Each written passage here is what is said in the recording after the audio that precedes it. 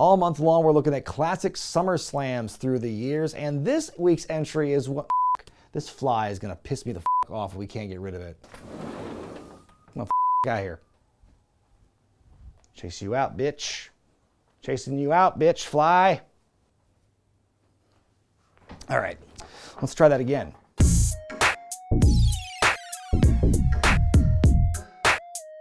Well, I hope you found ways to stay cool this summer, as all month long, we here at the channel continue to turn up the heat with our content. All month long, we're looking at classic Summerslams through the years, and this week's entry is one that I'm very excited to revisit. This is a show that is near and dear to my heart, and I'll tell you why in a moment, and I'm just really excited to go back to this after having not seen this show for several decades. Let's talk about WWF SummerSlam 1996 from August 18th at the Arena in Cleveland, Ohio, where coincidentally that's the city this year's SummerSlam was held. This show was nominated by Ryan Joseph Davis, Ron Schuster, and Videodrome over at patreon.com/wrestlingwithwregret. Here's why this show is very significant to me as a fan. It's because, like I've talked about before, I started watching wrestling in like the late spring, early summer of '98. I think I had just watched SummerSlam '98, Highway to Hell, Austin versus Undertaker by this point. And you know, me being really curious for wrestling footage at the time, I went to my local video rental store, and the pickings were kind of slim for wrestling tapes at my Hollywood Video growing up. But the one tape that really caught my eye for whatever reason was the VHS for this show. So yeah, this is the first wrestling show that I ever watched which took place before my time as a wrestling fan. And just in that 2-year difference, after watching SummerSlam 96 the first time, I was so blown away with like what I saw at this time period, knowing how much everything had changed for so many people, like in the timeline I was in '98, and I'm just thinking, what the how did everything change so drastically from in less than 2 years time? That was completely crazy to me, and it was the first real sense that I got of just how quickly wrestling was evolving in the 90s and whatnot. So it was just a real trip to see this show, and now I'm like really excited to go back to this for the first time watching it since '98. So there are two real big shakeups happening around this time in the WWF that caused significant changes to this show's card. The first one being that the Ultimate Warrior had left the WWF. He returned at WrestleMania 12 fighting Hunter Hearst Helmsley, and left the company shortly before this pay-per-view due to no showing some house show dates. And if you want to learn more about that whole conflict of what happened, you can watch my video about the Ultimate Warrior in '96 right there. And so he had left, and Sycho Sid was his replacement in the storylines. They brought him back on TV for that. So that's one big change. And another big change is that the Intercontinental Champion Ahmed Johnson was recently laid out with a serious injury that took place at the hands of Faarooq Asad, the debuting Faarooq Asad. He did win a battle royal that aired the next week on Raw to earn a title shot against the winner of the SummerSlam main event the next night on Raw, but he wound up needing emergency surgery to repair the kidney that was damaged by Faarooq kicking him. So the title was held up, and a tournament's taking place starting the Monday after this pay-per-view to crown a new champion. So yeah, needless to say, Warrior and Ahmed's respective departures from the company or absences is going to lead to some big changes to this card and give the overall show a bit less heat, pardon the phrase, than there would be had everything stayed the same. The opening hype package talks about the monsters, and they wear many masks in our world. Then there's the monster slayers. They too are layered and unique. During the package, when the narrator talks about to exorcise the demon mankind, and they show this just brutal quang headshot of all headshots with the chair there. Good lord.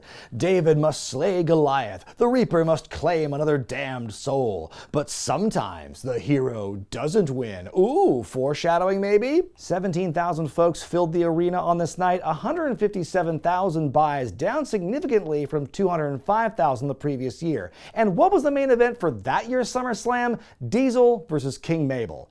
Wow, wow, wow, wow, wow, wow. On commentary, you have Vince McMahon, Mr. Perfect, and Jim Ross. Now, you can imagine that for young Brian Zane, who is exposed to literally like no other wrestling before when he started watching, to stumble upon this and be like, wait a minute, Vince McMahon was not an evil owner character and he was an announcer? Jim Ross, where is his hat? And why is Curt Hennig in WWF here? What's going on? Your opening matchup is Savio Vega, that's Ahmed Johnson's replacement for the evening, taking on the Slammy winner, Owen Hart. This was, by the way, my first exposure to what is unquestionably the best Owen theme. You see Owen wearing the cast on his hand, the Slammy Award in the other. Owen is part of Camp Cornette, but no Jim Cornette at ringside here. He's in the back helping out Vader, training for the main event, as you see in the split screen early in this matchup here. The referee telling Owen not to use the cast as a weapon or he'll be disqualified. Savio does get to attack the hand plenty though. Savio keeps attacking the arm. At one point he goes for an O'Connor roll. There's a kick out, but Savio's pushed right into the ring post. Owen takes advantage and stomps away at Savio's shoulder. Now Bret Hart, not a part of this show. He's still in the midst of his big break after WrestleMania, but his name is invoked here on commentary, and Mr. Perfect gets so salty about it. Like, how dare you bring up his name to me in my presence on this show? Nice armbar takedown by Owen. Low-key, one of my favorite moves. On commentary, they mentioned that Owen is inflammatory, physically and verbally. What a weird way to describe a person. Physically inflammatory. Who's that figure standing in the aisle? Why, it's Camp Cornette's legal advisor and current manager to the recently returning Crush, Clarence Mason. Is he encroaching on Cornette's territory, Vince wonders. Big enziguri by Owen. He tries to go for a dirty pin. We get a kick out. Savio makes a comeback. A lot of near falls. Owen with a big neck breaker out of nowhere and a missile drop kick. Vega crotches Owen up top and hits the back suplex, but dings himself with Owen's cast in the landing.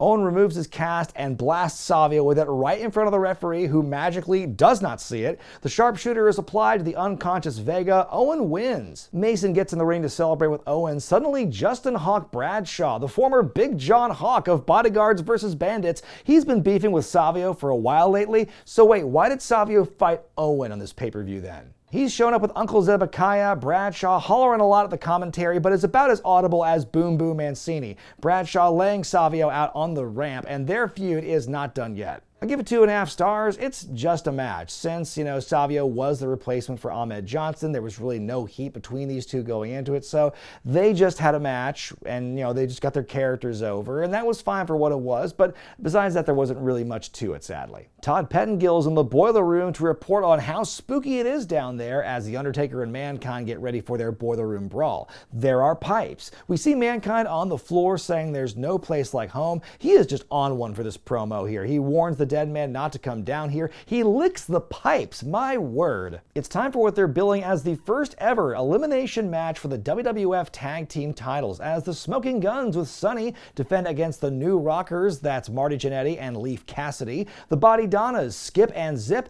and Henry and Phineas, the Godwinns. I can't believe that they had 4-way tag team elimination matches prior to this, but apparently never for the tag belts? That's crazy to me. Anyway, the Smoking Guns are now a boring heel team, but they got Sonny in their corner, so they got that going for them. Skip, aka Chris Candido, wearing a neck brace to the ring. Apparently he cracked his C5 vertebrae about a week before during a house show. He is simply here for window dressing tonight. Out come the Godwinns. Don't mess with the country boy. I do. Look at the pig. They got a dog too. It's a whole freaking menagerie there. As the match begins, Jim Ross says it could end up resembling one of those Jackie Chan movies. Sure, Jim.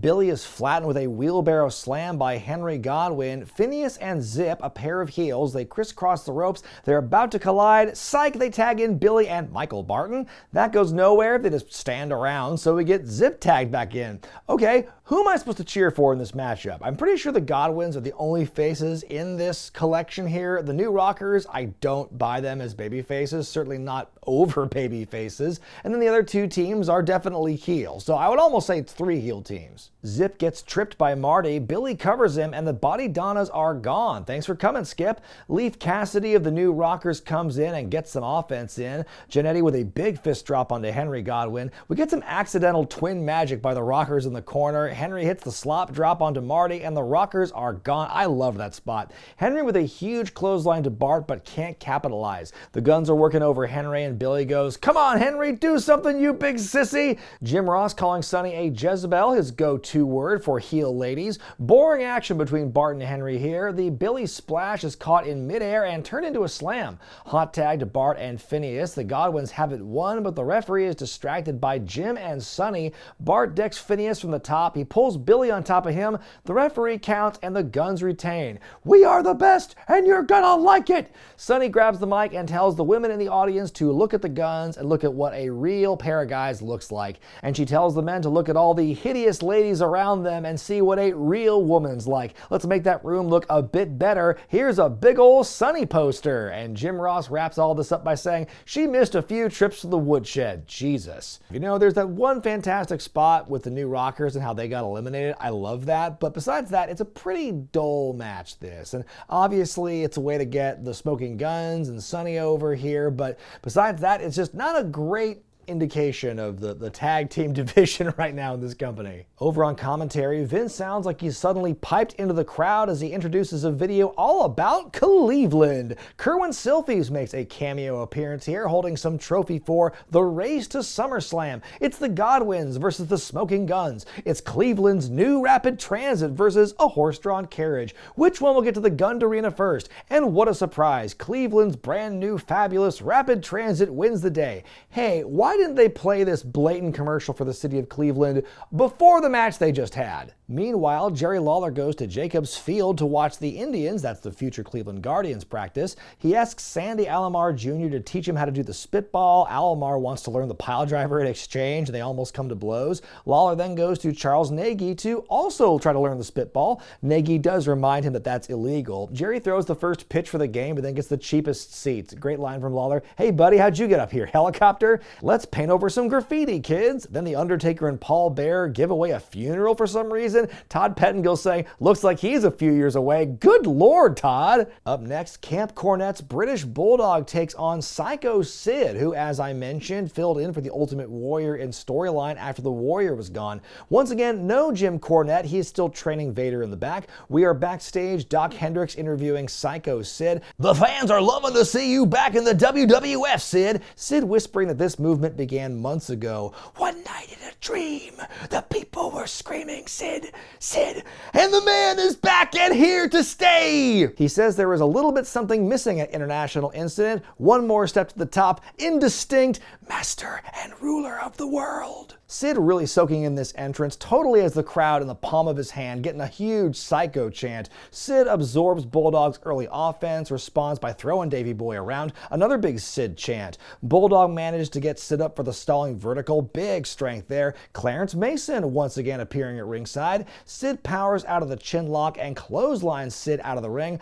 We get another split screen where Cornette's watching the match while Vader continues to get ready. Bulldog even dropping Sid gut first onto the top rope.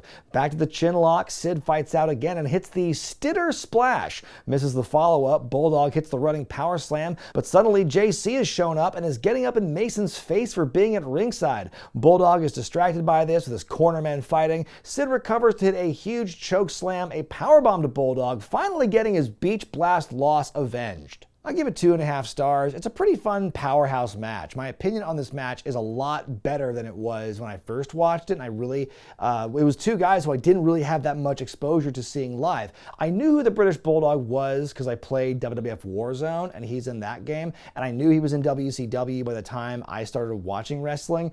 Sycho Sid, I had no exposure to him at all except for his theme song in WWF The Music Volume 2. That's all I really knew Sid from. So this was my first real exposure to Sid way back in '98, watching this 2-year-old show.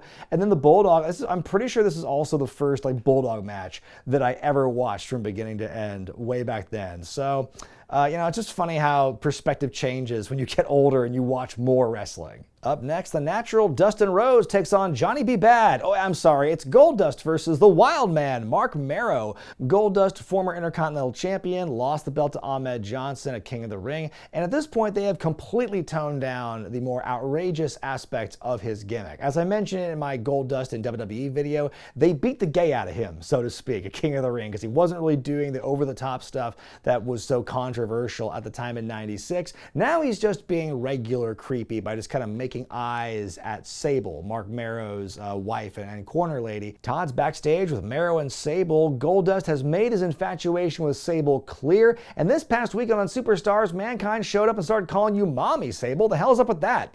Mero says it's time to put up or shut up and that Goldust will be a falling star. They make their entrance, Vince putting Marc and Sable over as, quote, very special people. During that entrance, JR actually says, oh, Mero told me that we're going to look out for his new move, the Wild Thing, and you'll know it when you see it. Goldust is thrown around with a lot of arm drags early on, doing a lot of stalling here. Fans chanting a slur at Goldust as Mero gains the advantage, working the arm for a long time. Goldust with some amazing noises. Watching a film.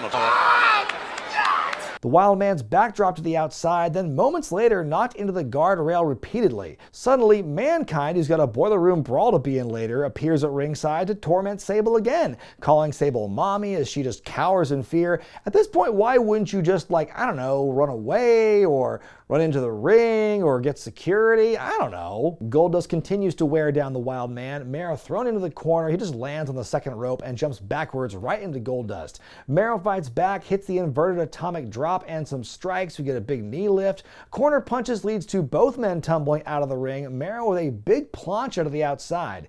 Back in the ring, Mero hits his shooting star press for the first time. It's the Wild Thing, but Marlena distracts the referee. That's a nice way to kill the oomph of that new move. Goldust fights back and hits the curtain call to win. After the bell, Goldust is all creepy-like around Sable, who just screams a lot. Goldust looks to make a move, but Mero gets up and stands up for his lady, crotches him on the top rope, and gets him out of the ring. I give it 3 stars out of 5. It's a really solid match with 2 really great workers. Again, I really question the logic of going to the trouble of debuting this holy shit big move. Like, how many big dudes his size are doing the shooting star press at this point? And again, it's his debut of the move, and the fact that it still doesn't win in the match and he loses, like, that's a really terrible way to debut that move, I would say.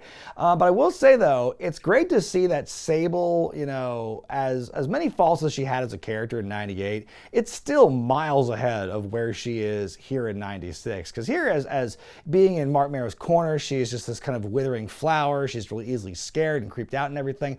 But at least, you know, I think if that situation happened again in '98, she might be a little bit more ready to kick the guy in the balls, just slap him or something. I don't know. So there's growth there. The mental pain hurts worse than anything, former Intercontinental Champion Ahmed Johnson says in this video package as he is recovering from his emergency kidney surgery. As I mentioned, Ahmed was attacked by a debuting Faarooq Asad. Ahmed ignoring doctor's orders, fighting in that battle royal a week or 2 later. He won the match with the damnedest of close calls I've ever seen, but like I said, had to get the emergency surgery to repair his kidney problems, had to vacate the Intercontinental title. Ahmed saying he has no ill will toward Gorilla Monsoon for his decision to strip him the belt, and voiceover Todd Pettengil saying Ahmed Johnson will be watching from home that night, watching someone else win his Intercontinental title. Sadly, this would be kind of the beginning of the end for Ahmed's run in the WWF because he would continue to get injured on and off throughout the rest of his time in the company. So these next 2 years for him, or a little less than 2 years actually, before he leaves, it's pretty rocky for him considering the heights that he was reaching earlier in the year. Pettengil's in the ring to introduce a returning Sonny and Faarooq. Look at him with that ridiculous blue helmet. He wants to know why Gorilla Monsoon isn't here to hand him the Intercontinental title right now. Don't hold your breath, Ron, you're never getting it. He says the title tournament runs through him, and that if Ahmed is the best the Federation has, he'll see a lot of sunny days ahead. And wow, that phrase is going to be a lot more loaded in 1997. Sonny says that Faarooq Asad is what a real man looks like, kind of like how she said the Guns are what real men look like. She puts over that she and Faarooq want the Intercontinental title and that she always gets what she wants, and that's your promo. Fun story, Vince McMahon apparently wanted Faarooq and Sonny to be an on-air item during this time. He really had this idea that Sonny and Faarooq should make out on TV. It'd be really hot and salacious. Of fucking course Vince McMahon would want something like that on his show, but luckily Ron Simmons put his foot down and said, no, we're not going to do that. Well, in 1996, Jacob the Snake-Up Roberts has cleaned up his act and has found Jesus for about 7 months. But that nasty old Jerry Lawler mocks him for being a drunk, and that's why we're having this grudge match as Jake the Snake takes on Jerry the King. Hey Jake, you drink a lot! And of course, Lawler is afraid of snakes. Aren't they all? Lawler even went as low as pouring whiskey down the gullet of Aldo Montoya, a friend of Jake's. What a weird pairing that is. Everyone please welcome, fresh from the 1996 Summer Olympics, the WWF's newest signee, the world's strongest man, Mark Henry. Bowl Cut Kid makes an appearance as the future WWE Hall of Famer makes his first pay-per-view appearance. He joins the gang on commentary. Great way to introduce Mark Henry here, really show off one of his real big strengths, his talking ability. Jerry King, Jerry the Lawler, comes to the ring carrying a big burlap bag similar to Jake the Snake. He takes off his jacket to reveal a Baltimore Ravens Vinny Testaverde jersey. Big heat in Cleveland, as it was during this year where the Cleveland Browns franchise moved to Baltimore and became the Baltimore Ravens. That's after the Baltimore Colts moved to Indianapolis. So yeah, a lot of big shakeups in the NFL around this time, and needless to say, the Cleveland fans were understandably upset at Jerry really going for the jugular with the local sports references. Jerry grabbing a couple of bottles out of the bag. He got out Jake's tag team partners, Jim Beam and maybe Jack Daniels. Nope, 2 Jim Beams. Thanks, prop guys. You can hear Henry laughing at this point during commentary, which he should not be doing because he's supposed to be the baby face and supposed to be Jake's friend in all this, but I can imagine that Vince just shot him a look of daggers to get him to stop. A lot of drinking jokes by Jerry. He goes after Jake's wife, saying that she's real ugly, nothing a light switch and a six-pack won't cure. He married her because she had kisses sweeter than wine. Just going to town here. He starts dissing Mark Henry for not medaling at the Olympics. Then Jake finally arrives. Lawler tries to make a deal with him, telling him to keep that snake in the bag and he'll bring out what's in his. It's a comically large magnum of wine. Lawler's having a great laugh over this moment when Jake grabs his snake and attacks Lawler with it, chasing him off. King stalling for a long time before we finally begin the match officially. Lawler tries to stall some more. Jake's had enough and runs after him. Great noise by Jerry here. Jake on a big run, kicking Jerry in the dick and slamming him onto the floor. Lawler grabs a drink from the crowd and throws it in Jake's face. Henry asks, what's that guy gonna do for a drink now? Jake is tied up in the ropes. Lawler brings the bottle into play, but Jake fights out of it, hits that short arm clothesline, goes for the DDT, but Jerry pulls in referee Harvey Whippleman. In the chaos, Lawler grabs the bottle of whiskey and jabs Jake in the throat with it. The cover and the win for the devious Lawler. Henry says, how'd the referee not see that? It's a blatant foul. Welcome to wrestling, Mark. Lawler back on the mic saying Jake's throat is dry, he needs another drink. Lawler pouring actual honest-to-goodness whiskey all over the mouth and face of a recovering alcoholic. That's really great, guys. Raw booze, as Vince describes it, which I've never heard anyone say before. Jerry's not done, but Mark Henry has seen enough and stops Lawler from doing any more humiliation, goes to help Jake out, and that's how we end this match. There's some good Memphis fuckery in this matchup here, if that's your thing, but it's pretty much all shtick, not a whole lot of action.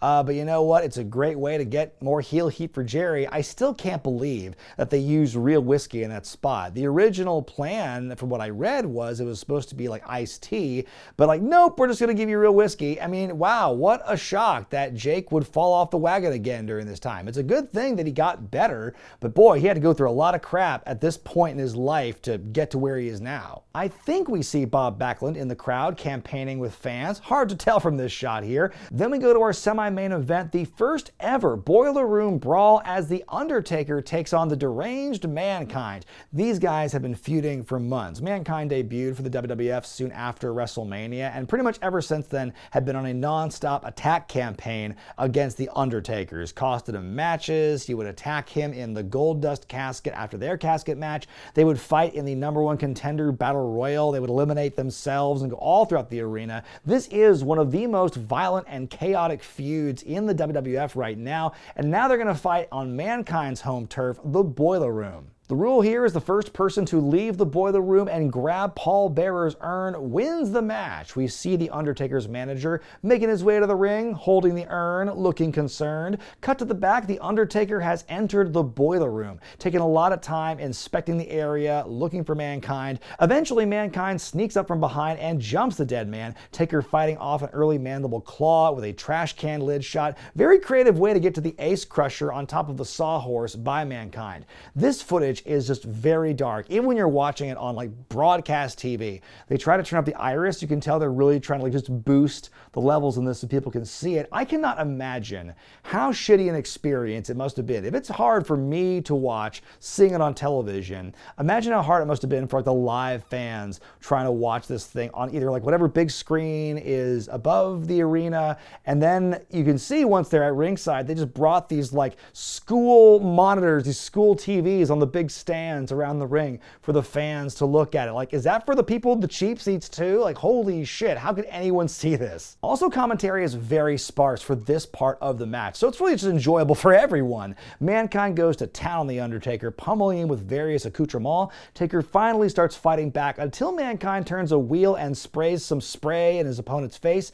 Mankind gets this big tube under Taker's legs, and I love how you can hear the crowd immediately. They must be able to see it here, because as he's getting the tube underneath his legs, you hear the crowd go, oh, like they're getting ready for the big groin shot, and bam, he pulls it off. The footage occasionally breaks up, which gets a lot of boos from the audience. I'm guessing these are just edits since this part was filmed a day prior, but then the static just goes for a real long time at one point. We get the picture back, and Mankind has procured a ladder. He goes to climb it, but Taker sits up, pulls Mankind off the ladder, and fully lands hard on the concrete floor in that big cardboard box. Apparently, he messed up his sciatic nerve real bad on the landing because he miscalculated the trajectory for his fall there, didn't get quite all of the cardboard box he was supposed to land on. Knowing that, like doing that research and knowing that going into rewatching this show just makes that fall look so much more painful. They're fighting their way back to the entrance. Taker sprays Mankind with the fire extinguisher, which oddly looks similar to whatever was in that pipe Mankind opened up earlier. Mankind is the first person to emerge from the boiler room and starts to barricade the door with anything he can find, but Taker fights his way out. Other wrestlers in the hallway cheering them on as they go down. I love that. Bradshaw and King of the Ring winner Stone Cold Steve Austin sharing a dressing room even. Mankind dumps a huge hot coffee receptacle at Taker. Then we see them finally make their way to the arena proper. Mankind immediately knocks down one of the monitors at ringside, tears off some of the padding, and pile drives Taker on the concrete. They're fighting on the apron. Moments later, Taker launching Mankind off, and he goes splat on the floor. Ugh. Taker has the match won. He's in the ring with Paul Bearer. He does the pose, he wants the urn, but Bearer hesitates and allows Mankind to get back in the ring and fight him. Bearer is laughing at what he sees as the mandible claw is applied. What is going on? Hey, any chance the crew can move that monitor away from the hard cam so everyone can see? Bearer is now striking the dead man, stomping away at him. Taker is crawling, saying why, just before Bearer takes the urn and delivers the final blow to his Undertaker. He hands the urn to Mankind, and the match is over. After Mankind and Bearer walk away, we hear the gong, the lights go out, and suddenly we get druids, I guess. They're all getting pats on the shoulder from fans, and they can't sell it, which is hilarious. They carry the Undertaker out over their shoulders and slowly leave the arena. Definitely one of the least graceful, spooky exits Taker's ever done. I'm going to give it 1.5 stars out of 5. I will give them all the credit in the world for trying something different and new and just trying to do something that would like reflect well on both of their gimmicks and would make sense given the angle they're in. But yeah, I think they really failed in execution when it came to just the production. Like, it wasn't lit well. I think them having only one camera in the back was their downfall. If they had more than one camera, then I think you could have had some more engaging stuff. But you look at that boiler room, it's pretty friggin' small, so I don't think there's even a room for a second camera in there anyway. I think that if this were done today, brand new, we'd have a much very different look. The twist of Paul Bearer like betraying Taker and joining Mankind, I mean, I get that, you know, Taker and Bearer had been an act together for like the last 5 or 6 years, so you kind of got to shake things up a little bit. And I don't mind Paul betraying him and going with Mankind. I think that the execution of that, though, was also not that great. I think they could have benefited from a bit tighter blocking. It just felt like it was just kind of like it drug out, and it was just like, it just didn't feel right, you know, in that way. So I don't know. And of course, this was a match where both guys ended up getting hurt as a result. Like I mentioned, Mick Foley had real bad sciatic nerve damage as a result of that fall. Also, Taker got a staph infection after wrestling in the boiler room, and he would be out of action for like about a month. In the promo zone, Doc Hendricks interviews Vader and his manager Jim Cornette. Will Vader be the one to end Shawn Michaels' run as champion? Cornette says they've proven that Vader can pin Shawn Michaels, as we saw at International Incident, and that tonight he'll beat him where it counts. Cornette promises that Vader will beat Shawn for the title and says when Vader grabs him around the neck, Shawn's voice will sound like Peter Frampton's electronic kazoo in the instrumental break from Do You Feel Like You Do, and it's going to be a bad ride from there. Holy shit, what a reference. In your main event for the WWF Championship, the Heartbreak Kid Shawn Michaels, who's accompanied by his trainer Jose Lothario, defends against the man they call Vader, accompanied by Jim Cornette. Vader is the crown jewel of Camp Cornette. We saw him debut at that year's Royal Rumble. He's been on a tear ever since. At the International Incident pay-per-view, Vader beat Shawn in a six-man tag match and has earned the right to face HBK for the belt here tonight. Wow, sounds very similar to the build for this year's SummerSlam. During his entrance, Vader grabs one of the steel steps and spikes it down. During Shawn's entrance, he hugs and gives a smooch to a girl who jumped the railing. These men are not the same. Vader with the power moves right away, knocking Shawn down with a short arm clothesline. Shawn catching a boot and trips Vader up, and Shawn with some strikes of his own. Shawn using his quickness and agility to avoid punishment early on. Shawn with the over-the-top rope dive to the outside, then with a little Hulk Hogan reference there. Yeah, Shawn, you sure showed him, the leader of the hottest new act in wrestling, the New World Order. Awesome move where he hops on Vader's shoulders and dumps him out of the ring, then skins the cat back in, but Vader catches another dive attempt and powerbombs him on the floor. Vader carries Shawn's body into the ring, continues the beating, throwing HBK back out of the ring. Shawn's fighting back, he tries to evade, goes to skin the cat again, but Vader catches him and throws him face first into the mat.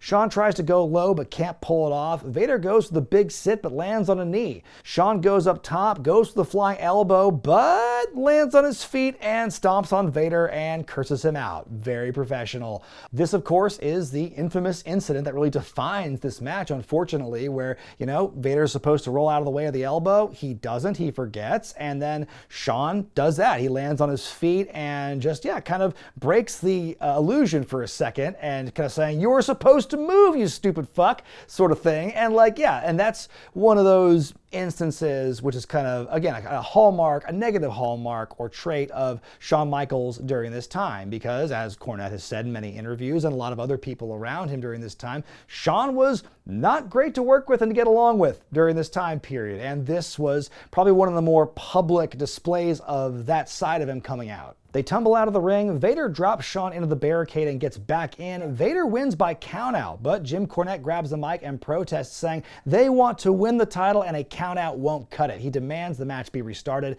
Shawn thinks about it and decides to get back into it. The match is back on. Vader continues to dominate. Cornette even gets a shot, but Michaels comes back. We get the kip up, goes up top. He does hit the flying elbow this time, goes to tune up the band, but old JC is meddling again. Jim throws in the tennis racket. Shawn fights him off. He grabs the racket and whomps both Vader and Cornette with it. The match ends in a DQ. Vader wins again. Cornette gets the microphone again and says Shawn's a gutless coward for getting himself DQ'd on purpose and wants the match restarted yet again. Shawn gets right back to it, hits another elbow drop, and the sweet chin music. The cover, a very late looking kick out as the referee calls two.